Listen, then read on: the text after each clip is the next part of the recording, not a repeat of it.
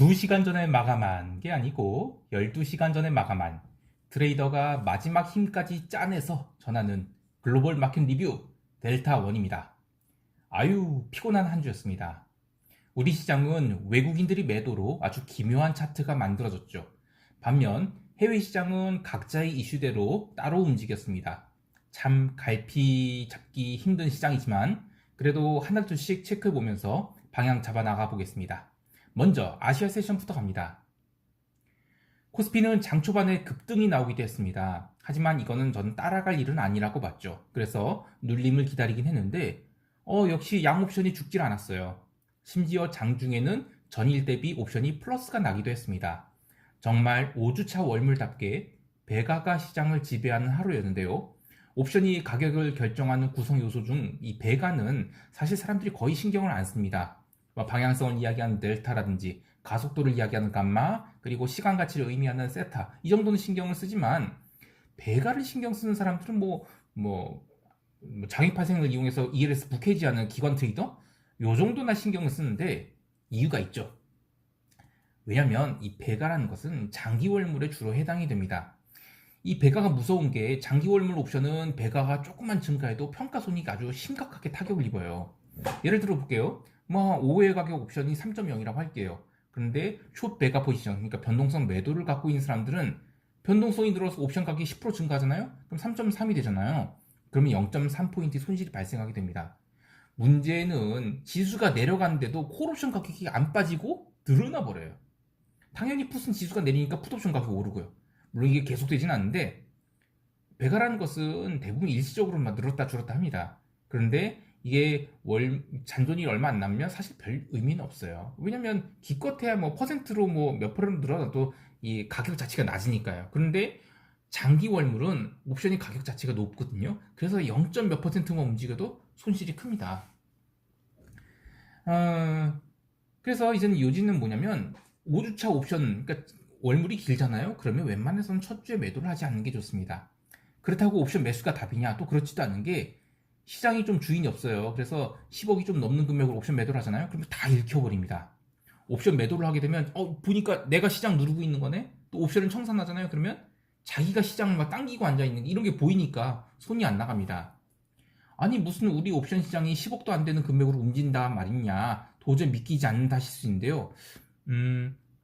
해본 사람들은 이야기가 바로 와닿으실 거예요. 원래는 이렇지 않았어요. 그런데 시장이 바뀌었죠. 몇 가지 이유가 있는데, 우선 옛날에는 이른바 옵션 매수를 하는 호구들이 많았어요. 그러니까 시장에는 늘 매수자들에 대한 가수요가 있었죠.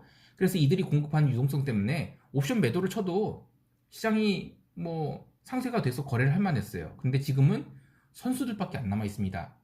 또 다른 이유로는 이 과거에 비해서 시장에서 거래를 하는 분들이 굉장히 정교하게 매매를 한다는 것이죠. 그러니까 10억 이상 거래하시는 분들이 있어요. 그런데 옛날에는 단순히 양매도 그냥 때려놓고 버티고 그래도 돈이 됐지만, 이제는 10억 이상으로 거래를 하신 분들은 대부분 이 변동성 매도 자체를 알고리즘 트레이딩 이용합니다.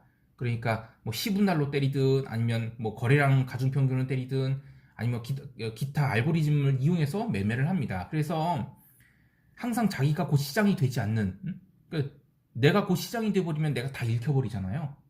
그래서 그렇게 안 되기 위해서 시장이 받아주는 양만큼만 포지션을 잡는다는 겁니다. 실제로 오늘 옵션 거래 동향 보면 개인이 콜매도 1100계약, 풋매도 5000계약 이것밖에 안 했어요. 외국인이나 기관도 마찬가지고요. 정말 다들 휴가 갔나 보다 할 정도입니다. 그래서 5주차 옵션 거래 월물에서 첫 주는 그냥 노는 게 맞습니다. 하지만 현물 시장은 조금 다른 모습이었죠. 우선 외국인들이 장중 내내 주식을 팔아서 장중에 무려 3천억을 팔았습니다. 연기금도 2100억 팔았고요. 그걸 개인들이 사줬는데 이 구간이 참 정말이지, 개인은 오늘도 밀리는 족족 다 매수했어요. 물론 외국인은 장막판에 매도량을 절반 줄여서 주식 순매도를 1500억으로 마감하긴 했는데, 어쨌든 5거래일 내내 선물 매도도 제법 쌓고 오늘은 주식을 좀 팔았어요. 그래서 베이시스가 참 나쁜 상태로 마감이 됐습니다. 사실 이쯤 되면 이 장기 분봉을 쭉 늘여놓고 보면 코스피 시장은 이 아일랜드 리버셜, 그러니까 이건 한국말로 하면 섬골 반전형, 이런 패턴이 만들어질 수 있어서 긴장을 해야 됩니다.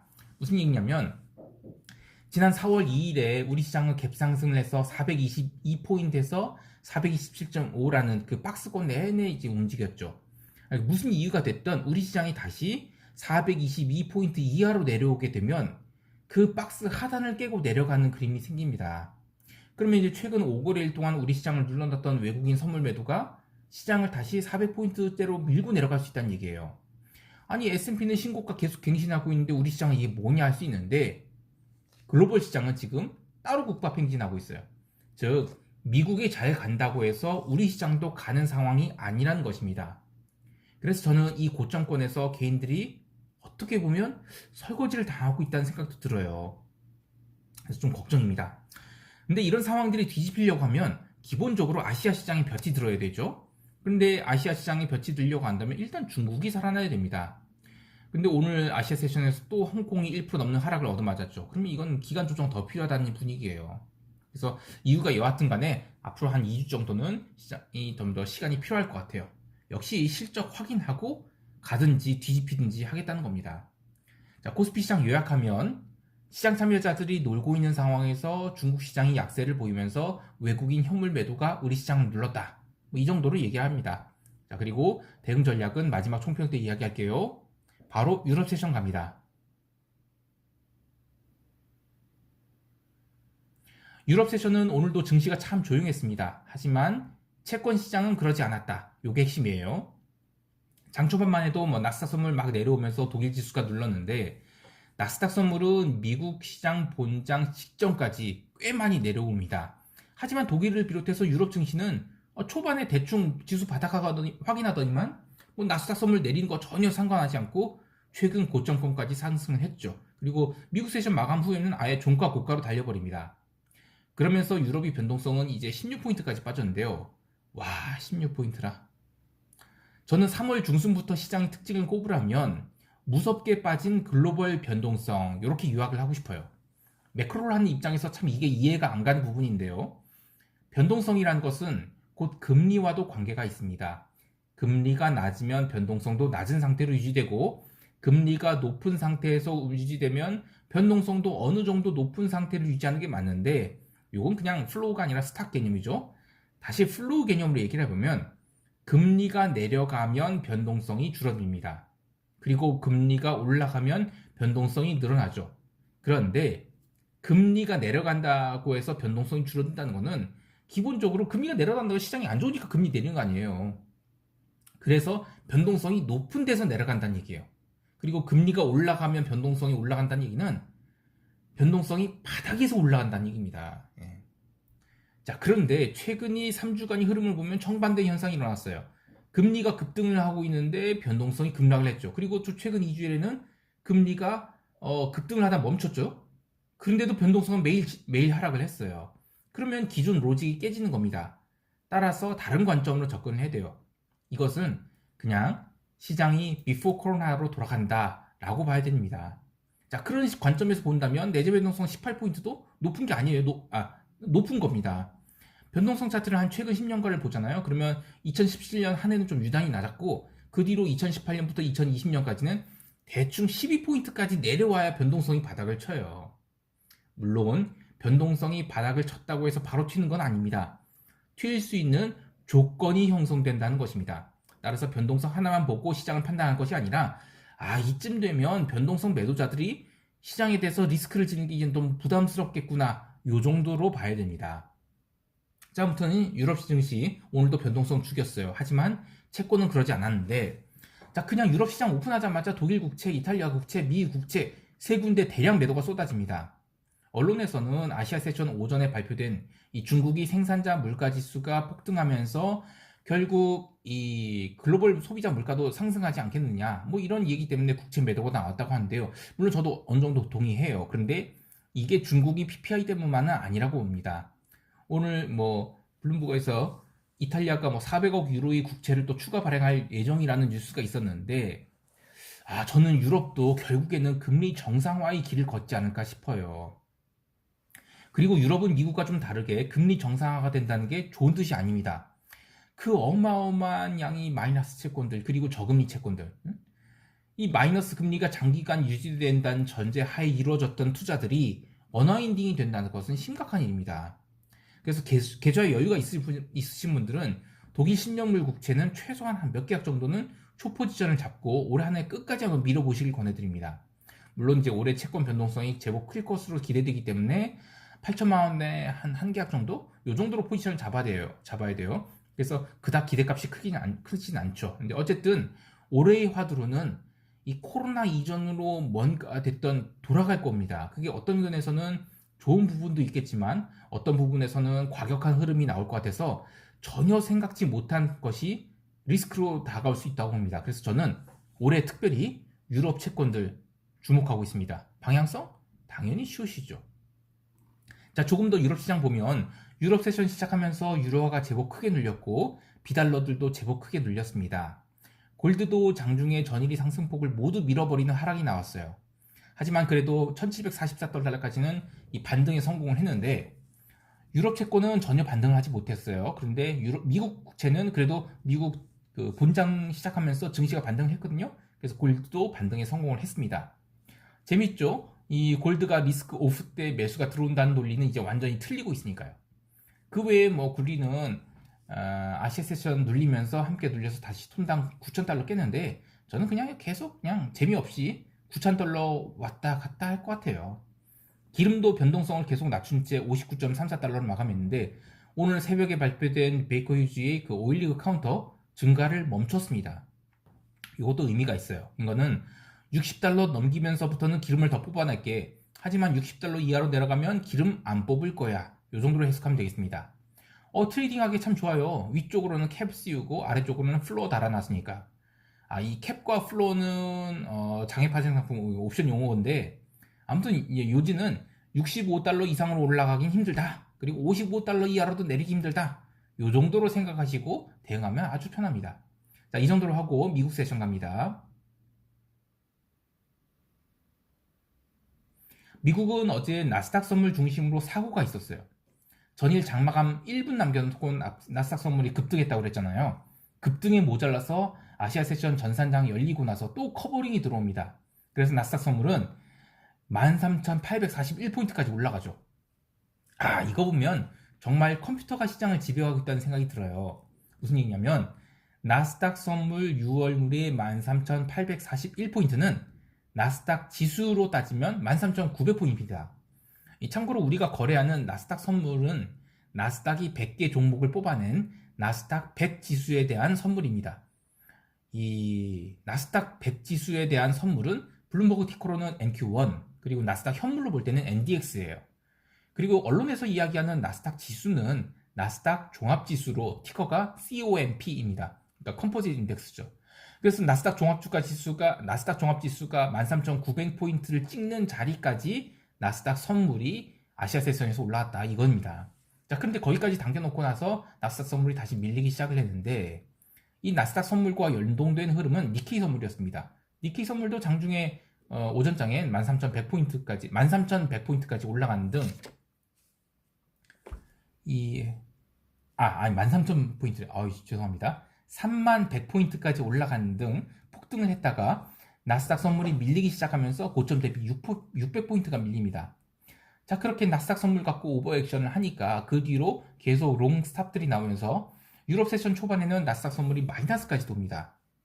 미국 세션 오픈 직전에는 아예 5일선까지 밀리게 됐는데 이거 아주 교과서예요. 요즘 나스닥 선물 상승세가 대단하죠?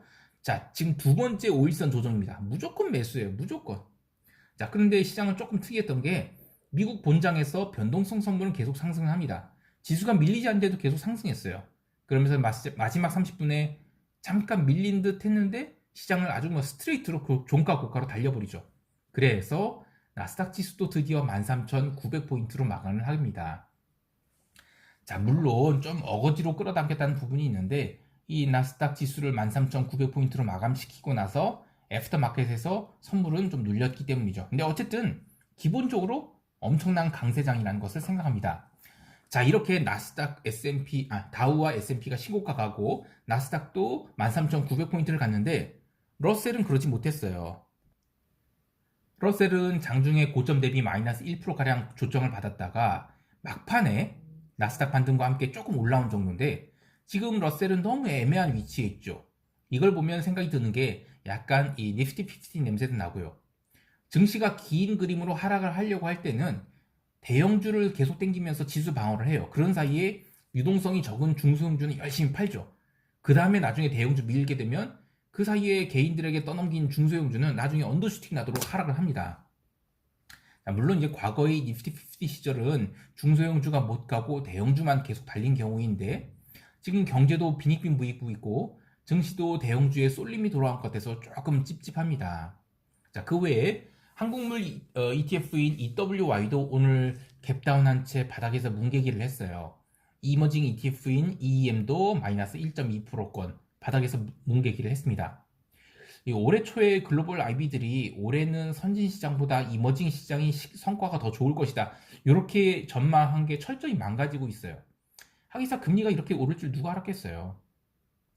개별 종목 보면 애플과 아마존이 강세였는데 아마존, 애플 이거 시장을 진짜 앞으로도 한 2주일 동안은 더 방어하지 않을까 싶을 정도로 강세입니다. 기어코 나스닥 선물이 올해의 고점을 돌파할 가능성이 크다고 생각을 합니다. 올해 나스닥 선물을 참 저점에서 샀다고 생각을 했는데 도중에 털린 게 참 아쉬워요. 생각해보면 3월 31일 종가에 샀어도 괜찮았을 텐데 제가 너무 일찍 롱을 잡았다가 털려서 좀 그게 아쉽습니다. 자, 그리고 빌황 주식들 오늘은 그래도 좀 반등 주나 싶었는데 결국에 다시 마지막까지 밀려버렸어요. 이 빌황 주식들은 아마 이번 실적 시즌 마치고 나서야 반등을 할 것 같습니다. 진짜 매수할 타이밍? 글쎄요. 좀 더 시간 걸릴 것 같습니다. 일단 해당 종목들이 변동성 수준이 이 피어그룹 수준까지는 내려와 줘야 됩니다. 자, 이 정도로 하고 시장 총평하면서 다음 주 전략 이야기해 볼게요. 이번 주 시장 내내 변동성을 죽였죠. 일반 상식으로 보면 변동성을 죽이면 시장이 오르는 것 아니냐 할 수 있는데 우리 시장에서 보여줬듯이 우리 시장이 이번 주도 변동성 죽였거든요. 하지만 시장은 못 올랐습니다. 그래서 저는 이번 기회에 이 3프로TV를 비롯해서 대부분이 허접한 언론들이 이야기하는 것처럼 변동성 지수를 공포지수라고 부르는 거 그만 좀 했으면 좋겠어요. 시장에서 파리 한 마리가 보였다고 해서 이 시장이 불결하다고 할 수 없잖아요. 지수가 내릴 때는 보통 가속도가 붙기 때문에 변동성이 오르는 것이지 변동성이 오르면 시장이 하락한다 이렇게 얘기할 수는 없습니다. 시장이 가만히 있으려고 하면 그런 성질이 강하면 강할수록 변동성이 내려간다. 이게 맞는 거예요. 자, 그런데 시장 참여자들이 늘 가만히 있을 수는 없죠. 그래서 어떤 형태로든 외부 충격이 발생하게 되면 변동성이 터지게 되고 그게 대부분은 하락으로 나타납니다. 그런데 반대로 상승으로 나타날 수도 있어요. 그러니까 글로벌 시장 대비 우리 시장이 지나치게 싼 게 아니냐라는 외국인들이 시장이 생겨서 한국물 ETF에 돈 들어오고 외국인들 선물 매도 걷어내야만 그러면 상승합니다. 근데 그렇게 되면 폭등이 나올 수도 있어요. 그리고 그런 폭등이 연일 이어지게 되면 우리 시장도 변동성이 오를 수 있습니다. 근데 모든 일에는 추세가 있어요. 또 그게 과하면 반발이 나오죠. 지난 한 주간 추세적으로 변동성이 죽었고 참 많이 죽었죠. 그래서 저는 다음 주에는 어느 시점인가 이 변동성이 더 안 죽는 흐름이 나올 수 있다고 봐요. 어닝 시즌 막바지부터는 변동성이 커질 수도 있다고 보는데 이 4월 말 되면 이것도 2004년 4월 말에서 5월 초에 있었던 이 원자바오 총리 사태가 떠오르게 되는데 17년 전 이야기를 왜 꺼냈냐면 이게 제가 루키 시절에 있었던 일이거든요. 아무튼 그 전까지는 시장 어렵다. 상승도 아니고 하락도 아니다. 그렇게 좀 생각하고 대응하시면 좋겠습니다. 이 서두에 언급했던 리버셜 아일랜드, 그러니까 이제 섬골 반전령이 나오려고 하면 아일랜드 리버셜인가요? 하여튼 그게 나오려고 하면 우리 시장은 이 갭 다운을 해서 아래로 밀어야 돼요. 근데 글로벌 시장이 그렇게 나쁜 상황이 아닙니다. 그래서 저는 갭 다운해서 아래로 밀 가능성은 좀 낮아 보여요. 그래서 그냥 기본적으로는 다음 주도 계속 박스를 이어가지 않을까 생각합니다. 오히려 중국 시장이 다음 주에 후반에 반등에 성공한다고 하면 우리 시장도 반등이 나올 가능성이 있다고 봅니다. 그래서 시장 전략은 계속 커브콜 유지한다. 이렇게 밀고 가겠습니다. 그나저나 제가 갖고 있는 주식들 슬슬 빠지기 시작하는데 이거 좀 걱정돼요. 요놈들이 빠지게 된다는 거는 실적이 나빠서도 아니고 그냥 시장에 관심이 줄어들고 있다는 이게 메인 인디케이터입니다. 이 증시에 IPO가 많다는 것은 전체 시총이 증가에는 도움이 되겠지만 기존 상장 종목들에 대한 유동성은 감소한다는 뜻이거든요. 그리고 큰 그림으로 봐서는 이건 분산 국면이에요. 물론 매일 트레이딩하는 입장에서 그게 당장에 도움이 안 되는 얘기지만 어쨌든 분산 신호다. 이거는 무시하면 안 되겠습니다. 자, 여기까지 하고 오늘은 주말인데 쉐린이 불러서 뉴스 한마디 한번 들어볼까요? 쉐린? 안녕하세요. 오늘 새벽에 발표된 CFTC의 S&P 500 순매도 포지션과 나스닥 100 순매도 포지션은 각각 5,000계약과 8,000계약이 감소했습니다. 지난주 S&P 지수가 4,000포인트 넘기게 되면서 투기적 매도자들이 손절매를 할 것인가 투자자들이 궁금했는데요. 정찰병들 중 일부가 전사했다는 소식이 들려왔습니다. 지금까지 델타원 뉴스 쉐린이었습니다. 오, 앵커로 변신한 거야? 여러분 즐거운 주말 되십시오. 감사합니다.